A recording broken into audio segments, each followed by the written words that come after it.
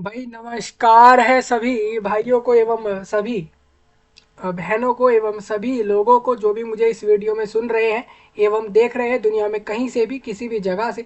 दोस्तों आप सभी का स्वागत करता हूं मैं इस वीडियो में। आपको बता दूं, भारत देश भारत देश के अंदर एक न्यू रिक्रूटमेंट, एक नई जॉब यहाँ पर आई है। आयुर्वेदा यानी कि आपके आयुर्वेद संस्थान से एक रिक्रूटमेंट आई है, जो कि 140 लोगों के लिए यहाँ पर रिक्रूटमेंट की वैकेंसीज आई हैं। आपको सारी चीज़ें मैं इस वीडियो में बताने वाला हूँ। इस वैकेंसी के बारे में, इस नोटिफिकेशन के बारे में आप सभी लोग एंड तक जरूर देखें। आपको बता दूं 140 लोगों की रिक्रूटमेंट हो रही है यहाँ पर। AIIA यानी कि all India institute of Ayurveda के अंदर, ये आयुष मंत्रालय में आता है, ये मिनिस्ट्री ऑफ आयुष में है। अगर आप लोगों को ये जानना है कि मिनिस्ट्री ऑफ आयुष क्या है, तो आपको बता दूं, जैसे कि आप मिनिस्ट्री ऑफ डिफेंस जानते हो, मिनिस्ट्री ऑफ होम अफेयर्स जानते हो, मिनिस्ट्री ऑफ फाइनेंस जानते हो, या मिनिस्ट्री ऑफ एजुकेशन जैसी चीज़ें आपने सुनी होंगी भारत देश में, इंडिया कंट्री में, उसी तरीके से मिनिस्ट्री ऑफ आयुष है। और इसके अंदर आपको बता दूं, ये आयुष मंत्रालय के अंदर ये वैकेंसी आई है, यानी कि आपके ये, और ये आपकी इस मंत्रालय में, इस मिनिस्ट्री में, ये डायरेक्ट आयुर्वेदा का एक ऑल इंडिया इंस्टीट्यूट है जो कि दिल्ली में है, वहाँ पर ये रिक्रूटमेंट आई है। और गोवा के अंदर भी आई हैं, दो जगह पर ये रिक्रूटमेंट आई है। 120 140 वैकेंसीज के साथ 140 लोगों को यहाँ से जॉब मिल जाएगी। सभी की सभी सेंट्रल गवर्नमेंट्स में जॉब है और रेगुलर बेस पर ये सभी की सभी जॉबें रहेंगी।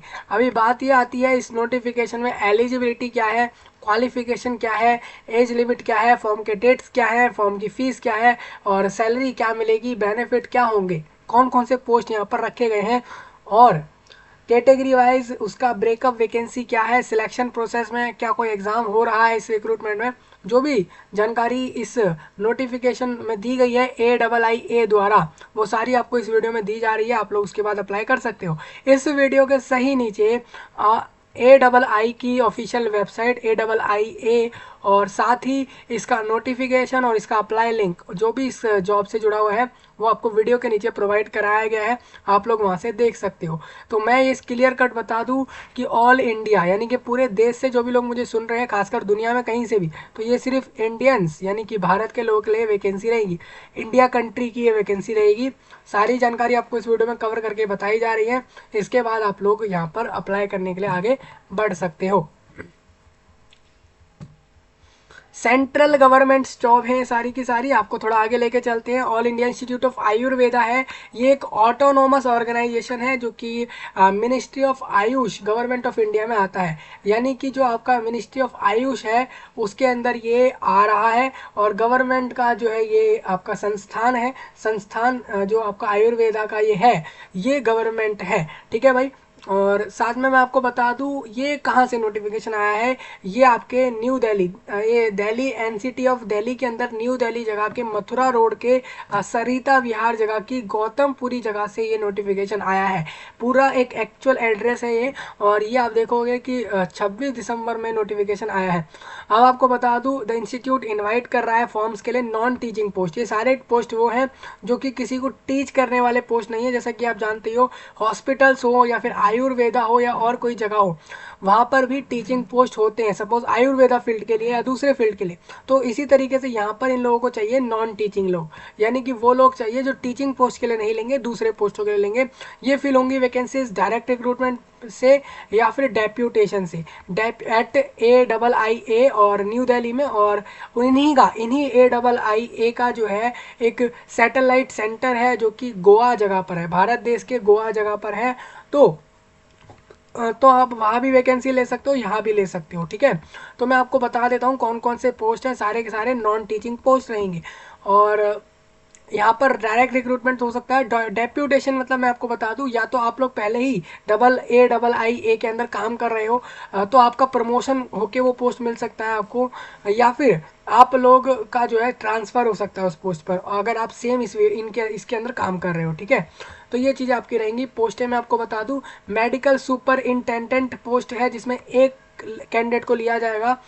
UR कैटेगरी से लेंगे वो, न्यू दिल्ली में इनकी जॉब रहेगी, लेवल 13 का सैलरी है। अगर इसमें नीचे सैलरी दिया होगा तो मैं आपको डेफिनेटली क्लियर कर दूंगा कि क्या सैलरी है। ये डेप्यूटेशन मतलब कि मेडिकल सुपरिटेंडेंट किसको बनाएंगे, सुपरिंटेंडेंट उसी को बनाएंगे जो कि इनके पहले ही ऑर्गेनाइजेशन में काम कर रहा है, या फिर ये सिर्फ एक स्पेसिफिक टाइम पीरियड के लिए ही आपका काम होगा अगर ये बाहर से रिक्रूट करते हैं। मान लीजिए इस पोस्ट पे इन्होंने अपने ऑर्गेनाइजेशन से एम्प्लॉय को बना दिया, इस पोस्ट पर रिक्रूट कर दिया, ठीक है।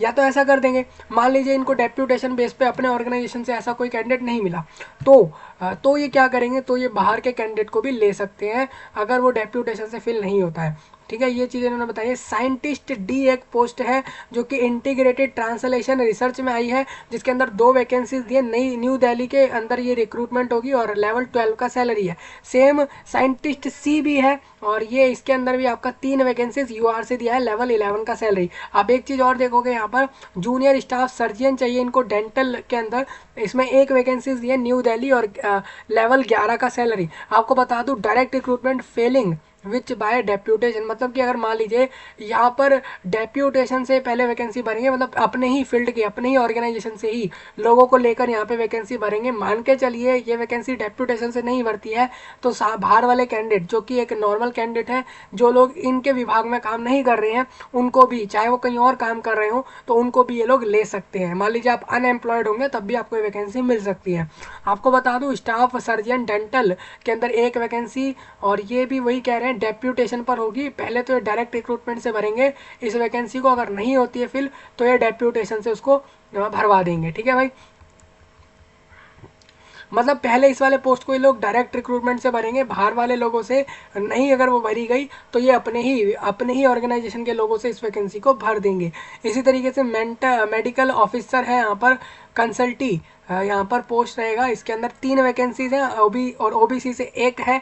2 वैकेंसीज इनको चाहिए न्यू दिल्ली में और 2 लोग इनको गोवा में चाहिए, ठीक है। लेवल 10 का सैलरी देंगे, डायरेक्ट रिक्रूटमेंट। अब जहाँ भी डायरेक्ट रिक्रूटमेंट लिखा है तो आप समझ जाओ कि आपको वहाँ पे वैकेंसी कन्फर्म्ड मिल जाएगी, लेकिन जहाँ डेप्यूटेशन का वर्ड आ जा रहा है तो वहाँ पर आपके चांस उस वैकेंसी पे हो सकता है कि कम हो जाए बाहर वालों के। CSSD असिस्टेंट चाहिए, 1 UR वैकेंसी न्यू दिल्ली में, लेवल 5 का सैलरी। सैनिटरी इंस्पेक्टर चाहिए, सीनियर योगा इंस्ट्रक्टर चाहिए, जूनियर मेडिकल रिकॉर्ड ऑफिसर चाहिए, सीनियर फार्मासिस्ट चाहिए, SSD सुपरवाइजर चाहिए। तो इन्होंने लिखा भी है कि किस पोस्ट पर हमें कितनी वैकेंसीज कैटेगरी वाइज चाहिए और हम उनको कहाँ पोस्टिंग देंगे और क्या सैलरी देंगे, इन्होंने सारा कुछ बताया है, तो आप लोग यहाँ से देख सकते हो, ठीक है भाई। सैलरी लेवल 5 भी है, 6, 7, 8, 9 इस तरीके से है।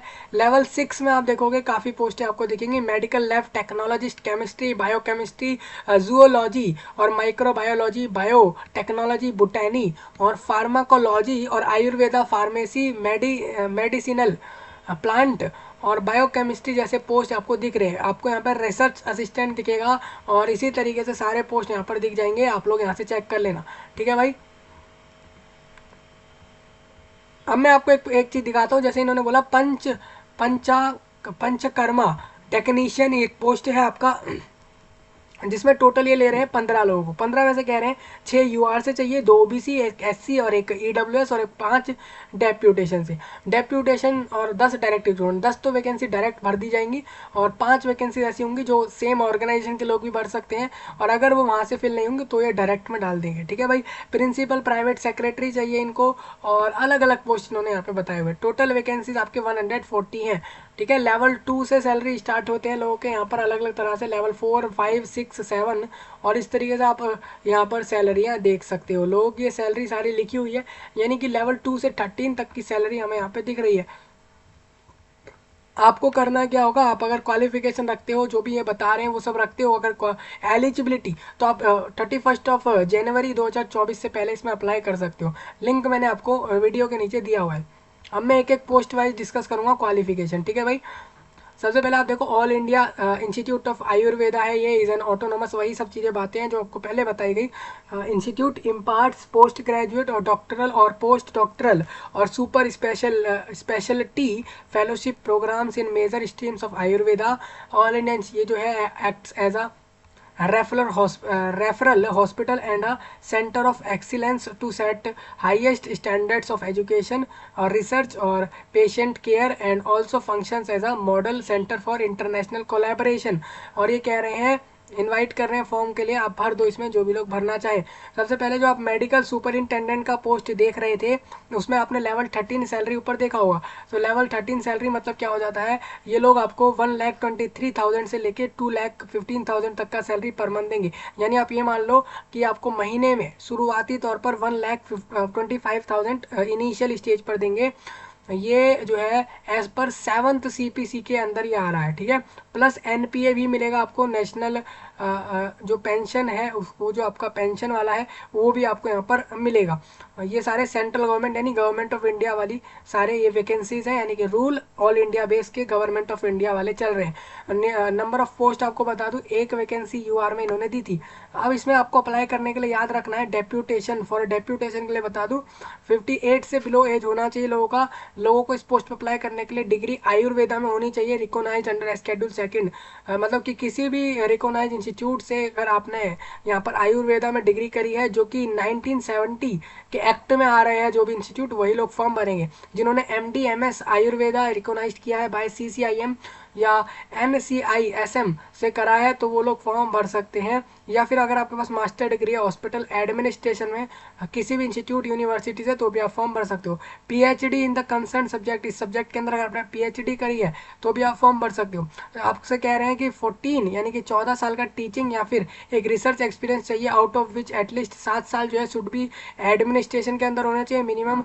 आपने मान लीजिए 200 बेड वाले हॉस्पिटल के अंदर इस चीज़ का काम करा हो 7 साल कम से कम, after obtaining the qualifying degree. मतलब आपने डिग्री तो कर ही ली प्लस 14 साल का एक्सपीरियंस करा है। 14 में से आप इतना याद रखें 7 साल तो कम से कम कर ही लिया हो एक्सपीरियंस, वो भी ऐसे हॉस्पिटल में जो कि 200 से ज़्यादा एक्वायर कर रहा है, 200 से ज़्यादा बेड्स अपने हॉस्पिटल में। आपको बता दूं डेप्यूटेशन है, मोड ऑफ रिक्रूटमेंट, ये डायरेक्ट नहीं है। ये वैकेंसी मतलब ऑर्गेनाइजेशन वाले लोगों को ही मिल सकती है, अगर ये खाली रहेगी तो हो सकता है शिफ्ट हो जाए। मैं आपको बता दूं साइंटिस्ट D एक पोस्ट है, उनको सैलरी मिलेगा लेवल 12 यानी कि 80,000 से लेकर 2,10,000 तक का, यानी स्टार्टिंग तौर पर इन्हें 80 से 90,000 रुपये पर मंथ मिल रहे हैं। और इसमें आपको 50 बिलो होना चाहिए एज में, और 2 लोगों की वैकेंसी UR में दी है। एसेंशियल यही है कि फर्स्ट क्लास मतलब फर्स्ट डिवीजन से जो लोग master degree in life sciences या बायोटेक्नोलॉजी बायोमेडिकल साइंस से अगर आपने करा इनमें से किसी में भी, और साथ में 8 साल आपने जो है R&D या टीचिंग एक्सपीरियंस करा है इस रिलेवेंट सब्जेक्ट के अंदर, आप अप्लाई कर सकते हो। या फिर आप अगर आप सेकेंड क्लास से पास हो मास्टर डिग्री तो याद रखें आपने PhD भी कर लिया हो लाइफ साइंसेज के अंदर, ठीक है। और ये आपको ये भी बता रहे हैं एक्सपीरियंस जो आपने करा है उसमें से 3 साल का एक्सपीरियंस होगा वो आपका biomedical health research ethics related areas में हो, और मिनिमम 5 साल का जो publish research papers at least in UGC care listed journal excluding PG and PhD work आपने करा हो। डिजायरेबल ये बोल रहे हैं आपको नॉलेज होनी चाहिए अबाउट नेशनल और इंटरनेशनल एथिकल गाइडलाइंस की और रेगुलेशंस की, कंप्यूटर एप्लीकेशंस आपको चलाने आते हो, स्टैटिकल मेथड्स और डेटा मैनेज कैसे करा जाता है मैनेजमेंट्स के रिगार्डिंग वो आपको आता हो, ठीक है। अब इसी में आपको बता दूं ये जो आपको 2 वैकेंसीज दी इन्होंने कहा है अगर ये डायरेक्ट रिक्रूटमेंट से भरती हैं तो ये कंडीशंस रहेंगे, डेप्यूटेशन से भरेंगे। अब डेप्यूटेशन में एज मैक्सिमम क्यों है, क्योंकि वहाँ ऑर्गेनाइजेशन आप वहीं काम कर रहे हो AIIA के अंदर ही, तो आप लोगों को अगर ये वैकेंसी मिलती है तो आपके लिए एज 58 रख दी मैक्सिमम, बाकी आपके लिए जो कंडीशन है आप यहाँ से रीड कर सकते हो, ठीक है भाई। इसी तरीके से साइंटिस्ट C वाले वैकेंसी को आप रीड कर लो, उनकी क्वालिफिकेशन डिजायरेबल एसेंशियल सारा रीड कर लेना। और इसी तरीके से स्टाफ सर्जन आप देखोगे हर पोस्ट के आगे इन्होंने सैलरी बताया है, क्या क्या बेनिफिट है वो भी बताया है, और उसके लिए क्वालिफिकेशन क्या ले रहे हैं वो भी बता रहे हैं, एज भी बता रहे हैं। तो मेरे को उम्मीद है आप ये सारे पोस्ट एक बार यहाँ से चेक कर सकते हो। तो हम डायरेक्ट इसके आगे आएंगे, हम थोड़ा और आगे चलते हैं। देखिए काफ़ी सारे पोस्ट है यानी बड़ी रिक्रूटमेंट है भाई, और पोस्टें भी कोई मामूली नहीं है, सारे बड़े बड़े पोस्ट हैं। JHT देखिए हिंदी ट्रांसलेटर भी चाहिए इनको, उसके लिए भी क्या कर रहे हैं, किसी को कह रहे हैं बैचलर डिग्री पास है, किसी को कह रहे हैं ग्रेजुएट सिविल में है, मतलब कुल मिला के ग्रेजुएट्स और पोस्ट ग्रेजुएट्स की यहाँ पर जॉब दिख रही है। अब देखोगे LTC को ले रहे हैं 12वीं पास किसी भी बोर्ड से अगर उसने करा है उसको यहाँ पर रिक्रूट कर लिया जाएगा, एक ही वैकेंसी है लेकिन, ठीक है।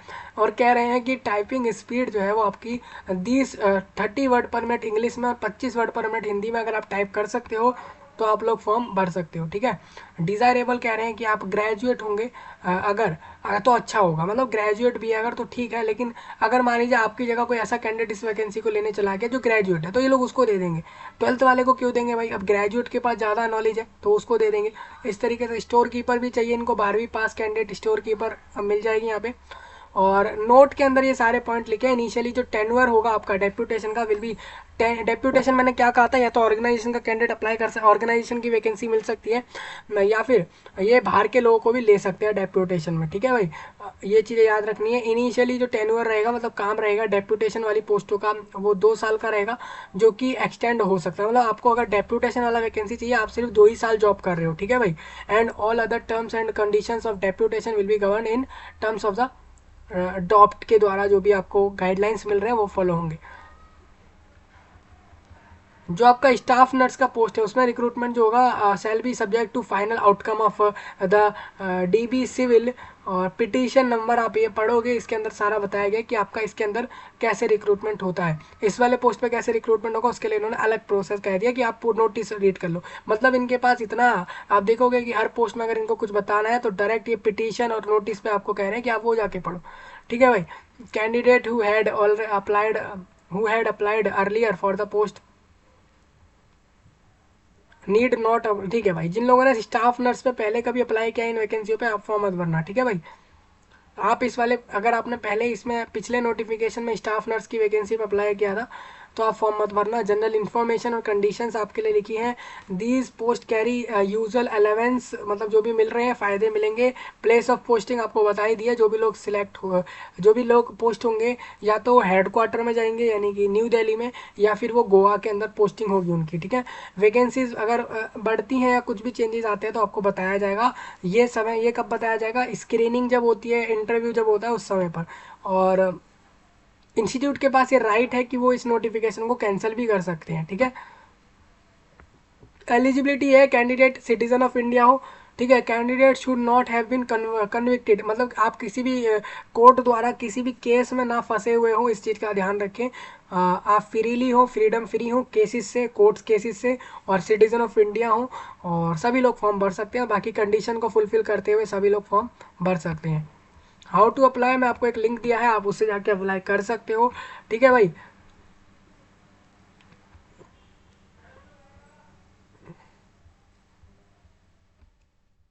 कैंडिडेट जो अप्लाई करना चाह रहा है एक से ज़्यादा पोस्ट पर, वो सबमिट करेगा अलग अलग एप्लीकेशन हर एक पोस्ट के लिए। मतलब अगर आपको एक से ज़्यादा पोस्ट पे आप एलिजिबल हो, आपको अप्लाई करना है, तो आप लोग सेपरेटली फॉर्म भर देना, ठीक है। आप लोग अप्लाई कर सकते हो एक से ज़्यादा पोस्ट पर, लेकिन इंडिविजुअल फॉर्म्स आपको भरने हैं। एक ही फॉर्म में आप ये सब नहीं कर सकते, ठीक है भाई।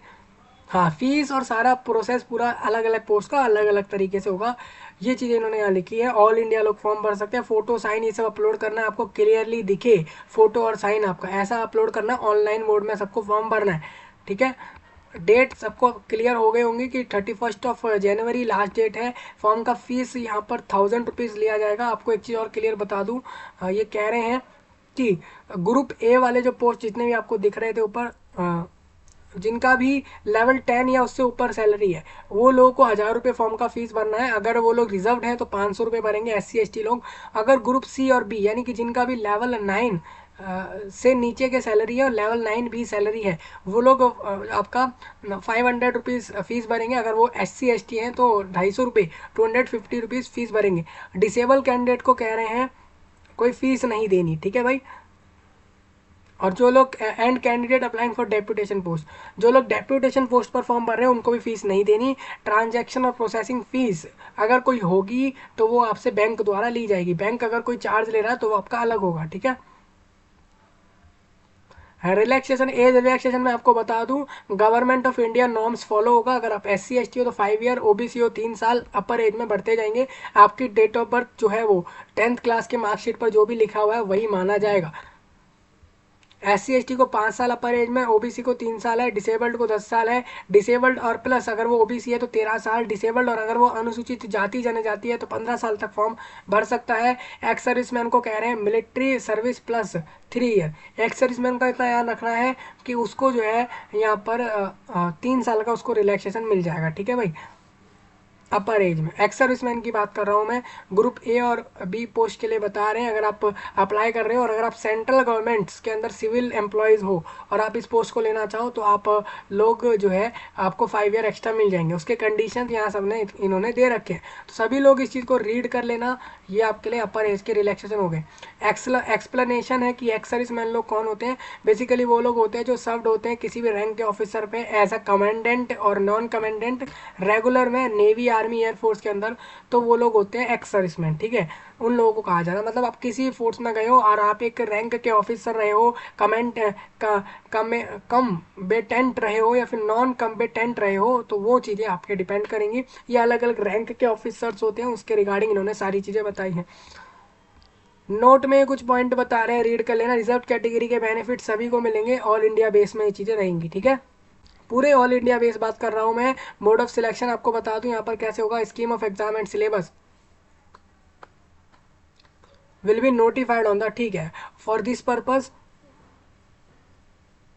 रेफरेंस। वही वही चीज़ मैं आपको कहता हूँ दोस्तों, इन्होंने भी वही कहा है। मोड ऑफ सिलेक्शन में हम आपका एक एग्जाम कराएंगे और उसका हम सिलेबस भी देंगे। ठीक है, और ये हम कब देंगे, ये हम दे देंगे विल बी नोटिफाइड, ये हम आपको आगे देंगे। लेकिन अभी के लिए आप क्या कर सकते हो, अभी के लिए आप प्रीवियस ईयर का डेटा उठा के देख सकते हो कि उस पिछले बार कैसे रिक्रूटमेंट हुई है, तो वो आप फॉलो कर सकते हो। अगर आप SC ST OBC और डिसेबल्ड हो तो आप लोगों को कह रहे हैं कि आप लोगों को रिजर्वेशन तो मिलेंगी और on their own merit without relax. ठीक है, आपकी अलग से मेरिट आएगी कि अलग कैटेगरी वाइज ये मेरिट लिस्ट आएगी कि कौन लोग सिलेक्ट हुए हैं। ठीक है, और जो भी डिसेबल्ड लोग हैं वो qualify the recruitment exam under,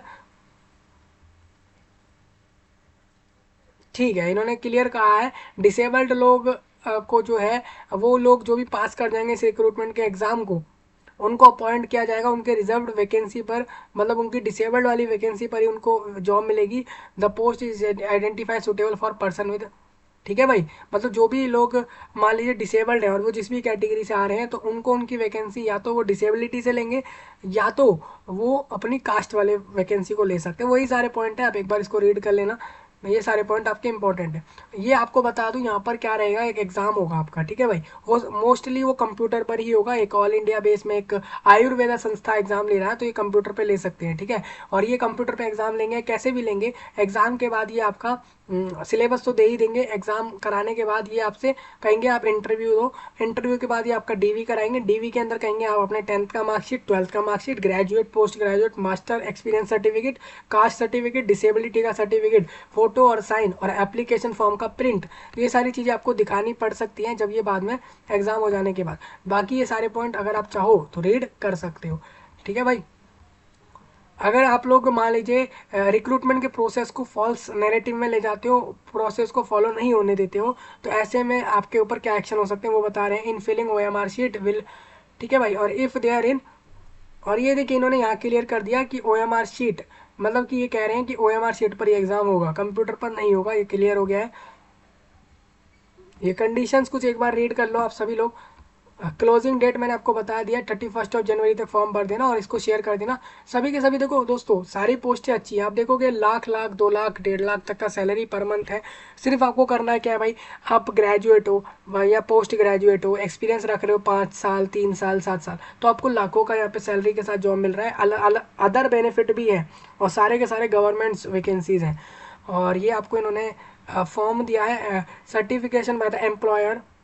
अगर आप मान लीजिए इसी ऑर्गेनाइजेशन में काम कर रहे हो तो आपको बताना है कि हाँ भाई मैं AA के अंदर ही काम कर रहा हूँ इस पोस्ट पर, तो आपको ऐसा बताना है। हाँ, तो आपके चांस बढ़ जाएंगे कि आपको डेप्यूटेशन वाला वैकेंसी मिल जाए। जो लोग सिविलियन एम्प्लॉयज़ हैं सेंट्रल गवर्नमेंट के अंदर, वो लोग ये वाला फॉर्म भर देना एज रिलैक्सेशन के लिए। जो लोग डिफेंस से आ रहे हैं, वो डिफेंस पर्सोनल से, वो लोग ये फॉर्म भर देना। एक्स सर्विस मैन लोग अंडरटेकिंग देंगे कि हाँ भाई मैं एक्स सर्विस मैन हूँ और मैं इस तरीके से अपनी सारी डिटेल दे रहा हूँ, इस तरीके से आपको फॉर्म भरना है। SC ST वालों को ये वाला फॉर्म भर देना है।